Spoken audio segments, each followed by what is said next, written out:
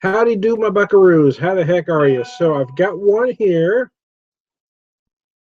Oh, yeah, baby. I just did a video for it on its own for about half of the bottle. I saved the other half to do a live video with you. From Flat 12 Beer Works. Uh, Rogues Run Porter, 5.5%, 34 IBUs.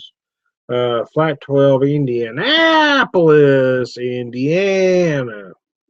Oh, it's very nice. It's a porter, but it has a feel like a milk stout, to be honest with you. It's a little sweet on the nose. If somebody just handed it to me, I probably would have thought it was a milk stout, to be honest with you. But statistically, it falls in line with a robust porter. And like my last video, I am pairing it with some whiskey. Here I have the Rocktown Arkansas Straight Bourbon Whiskey. It does qualify as bourbon. It is 3 years old, 46%, so it's a 92 proof whiskey. And this time I am drinking it on the rocks. Look at that color, though. That color is absolutely gorgeous. It's got a slight ruby hue to it. It's just amazing. You know, the funny thing is most stores I've seen this in is selling it for about $45 a bottle, but I found it at one store about 2 months ago for $23 a bottle. So I'm going to go back to that store. I wonder if they had it mislabeled. I don't know what the heck. But if they got any left for $23 a bottle, I'm going to buy it. Because I don't know if I'd pay $45 a bottle, to be honest, although it is a darn fine whiskey. But it is worth at 24. It's a steal. The truth is, for me, it really ought to be at about 35 a bottle all around. But for 24, absolutely. It's a little sweet on the nose. Let's see if that tells me anything here on the bottle. At Rocktown Distillery, we believe that whiskey derives its flavor from the place from which it comes. And our place in Arkansas, we're proud to use Arkansas-grown corn and wheat.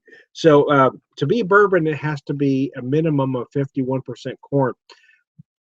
Traditionally, bourbon uses rye as a secondary grain, but many are using wheat. And actually, Pappy's was the first to use wheat as a secondary grain. Makes it a little softer, a little sweeter. Rye makes it a little spicier. This one's very sweet on the nose. It's a little creamy. You certainly can feel that wheat and the corn on the nose. Oh, it's very nice indeed. I'm going to have some of this beer here.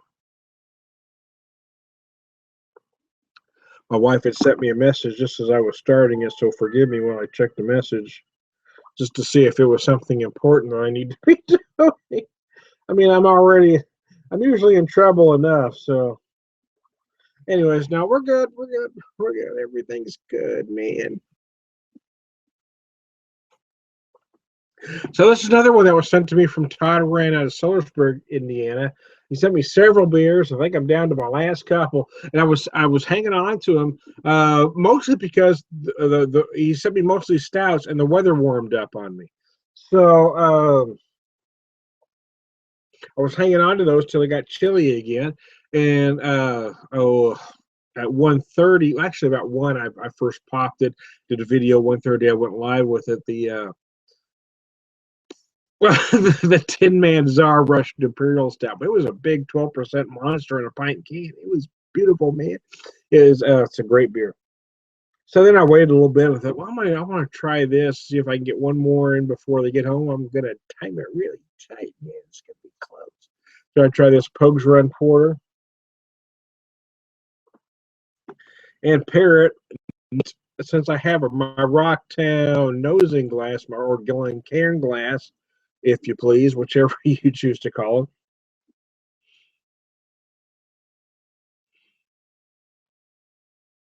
The nose is just beyond gorgeous. I just can't get enough of that. It's like crack. It's just beautiful.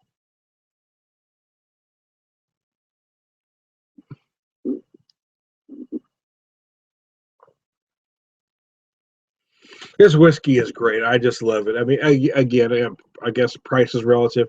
I don't like, there's so many whiskeys out there at about $45 a bottle for a 3-year-old. Even though, I mean, if I didn't look at the bottle, if I just tasted this whiskey, it is beyond gorgeous. It is better than many other $45 whiskeys on the shelves, without a doubt, in my opinion. But still, in all, the fact that I would only pay 23 a bottle, I'm very happy about that. And the truth is, most stores really ought to have it at about 30 to 35, in my humble opinion. Of course, I don't know what they're just selling it for. I don't know what the distributors are putting it out there for. What the markup has to be on it, I don't know that stuff, man.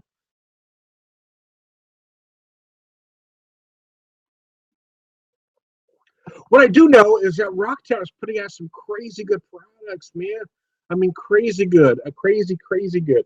They have an Arkansas Hickory Smoke whiskey. I don't know how long it's aged. I think it's aged probably less than 18 months, to be honest. But it's got some great flavor. It's got that beautiful hickory smoke, and I've described it in some of my earlier videos of it as if Americans invented Scotch, that's what it would taste like. It really is beyond amazing. It is a great whiskey, even for a young aged whiskey. It is just amazing. That hickory smoke is just beyond gorgeous. The regular bourbon, the regular rye is fine. I have their cask strength bourbon up in a cabinet up here. That's crazy good as well. Their moonshine is even amazing. So, I mean, I just love all their products. I tried some vodka that they did, even though I'm not a big vodka drinker. And their vodka runs extremely reasonable. It's funny is most of their whiskeys are priced like they were kind of higher end products, but their vodkas are priced like they were lower end products. I'm not really sure why. It's a 5-time distilled vodka, if I remember correctly. I remember picking up a bottle a while, but it was only $11, and I swear to goodness, it's the best $11 bottle of vodka I've ever purchased. I think you can buy the big bottle for about $7, and I swear to goodness, it's every bit as smooth and drinkable as some $30 to $40 vodkas out there. I shit you not.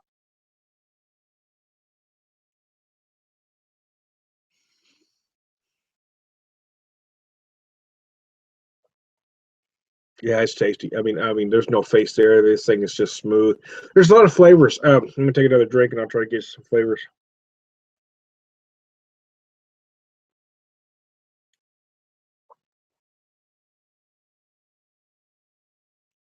There's some describe caramel, some describe toffee. They're similar, but caramel to me, caramel and toffee are a little different. This has more of kind of a dark toffee note, meaning that sugar is just a little more on the burnt side. It's more of a dark toffee. It's not that buttery caramel. It's kind of that other side of that. It's very nice. There's a whole lot of vanilla going on there. You certainly feel a lot of oak. You feel that wheat kind of balancing that corn sweetness. So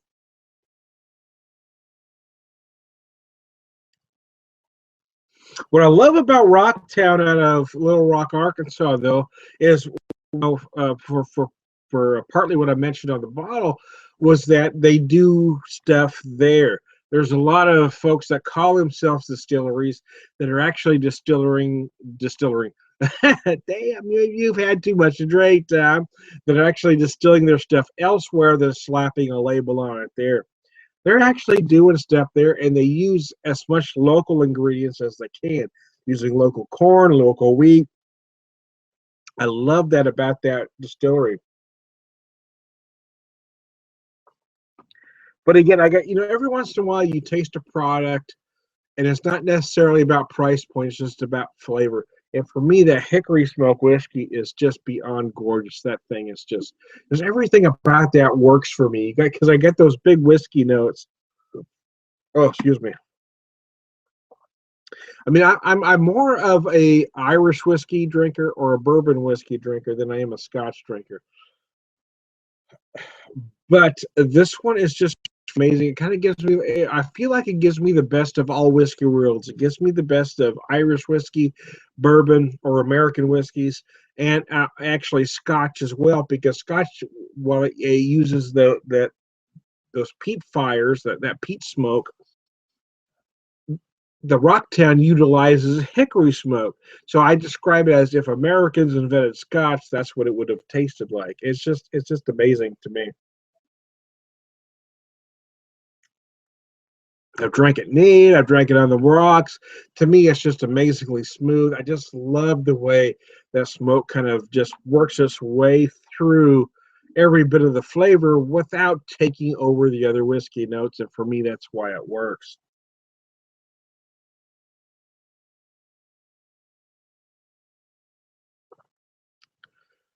Anyway,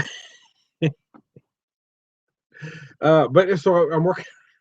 I started looking at the clock to see how much time I had to play with. Oh my God, it's on focus, dude. But yeah, so I'm working on this flat 12. I got the last of my glass here. It's very crisp. It's very clean. It shuts up. I mean, it's much cleaner than most of the style. It's very nice. It's done very well. Pogues Run Porter. Yeah, again, statistically, it feels like a robust porter, even though they don't call it one. The flavors are nice. I mean, if I didn't know any different, I might have thought it was a milk stout, to be honest with you, because it's a little sweet. So creamy, especially the nose. You do feel some sugars on the nose.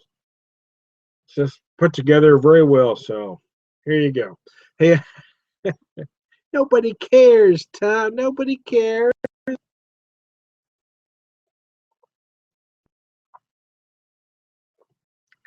There you go. Thanks, Todd, for the Pogues Run Porter. Thanks to myself for buying this freaking whiskey at a bargain. I love to find a bargain everywhere. I was seeing this everywhere else for about 45 bucks. So when I saw this on a shelf at one store for 23, I snapped her up and I said, "Are you sure that's the right price?" It's because I like to be honest. I don't want to cheat people. He said, "Oh yeah, so I'm going to go back. If they've got any more, I'm going to buy more. I'm going to buy the rest of." I bought this about 2 months ago. I should have went back the next day to be honest with you, but I didn't. So if they happen to have any left at that price, damn, I'm buying this stuff. It's amazing.